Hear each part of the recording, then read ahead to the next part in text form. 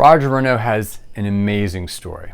He began as a Catholic, and he would ask his dad inquisitive questions like, "Dad, why did we pay so much for the Mass to be sung at Mom's funeral?" "Well, son, you see, that was to keep Mom's soul out of purgatory." "Oh. And if we hadn't have paid the money, she would have gone to purgatory. What would have happened?" "Well, you see, son, because of the wickedness of sin, God requires us to spend time in purgatory where we suffer to purify our soul so that after thousands of years, we are ready for heaven." "Oh. Dad, what about people who aren't Catholic? Do they have to spend even longer in purgatory?" "Son, if you're not Catholic, you can't go to heaven." Oh.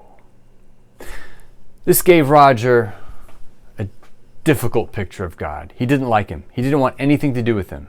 And while he continued going to church, he stopped as soon as he left home. In World War II, he was drafted into the Merchant Marine, and he decided to sign up as a Protestant. They had a very loving God. As long as you believed in God, He'd accept you into heaven. But if you didn't believe, He'd burn for an eternity in a lake of fire.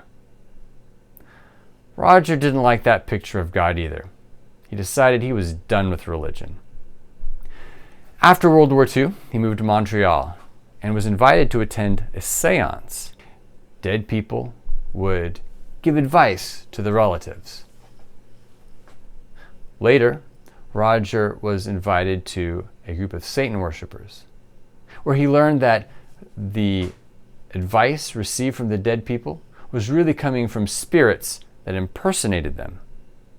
He was surprised to find that the people that attended the Satan worship were good-looking and well-dressed. And they would tell stories about how much money they made, how the spirits helped them with their legal practice or gave them medical advice. One day, after attending some time, Roger received the gift of divination, where he would see the winning horse race the night before and bet to win money the following day at the races.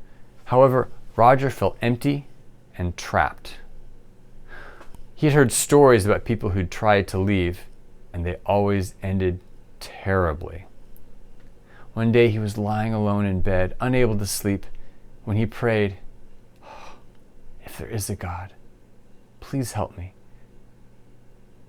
The next morning, he woke up and went to work. At work, he asked a coworker, "What happens to my immortal soul when I die?" The coworker responded, "Roger, would you be disappointed to find out that you don't have an immortal soul?"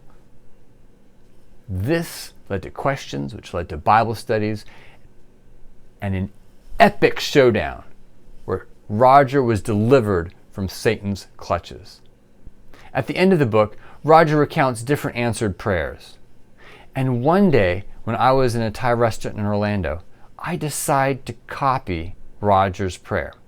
You see, in walked a couple, and they were arguing. They were arguing bitterly. I'd never seen someone just attack the other person so much. And so I prayed, "God in heaven, please send angels to surround the couple.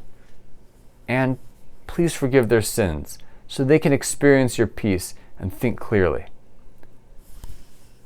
After about 6 to 8 seconds, the lady, who was the one that was really digging into the argument, became strangely quiet. She looked down. And if I could read her facial expressions, she was thinking, "What am I doing here? Should I even stay in this relationship?" I was blown away. Satan is a defeated foe. And I want to give this power to everyone. I want to show people that God is willing and waiting to answer prayer.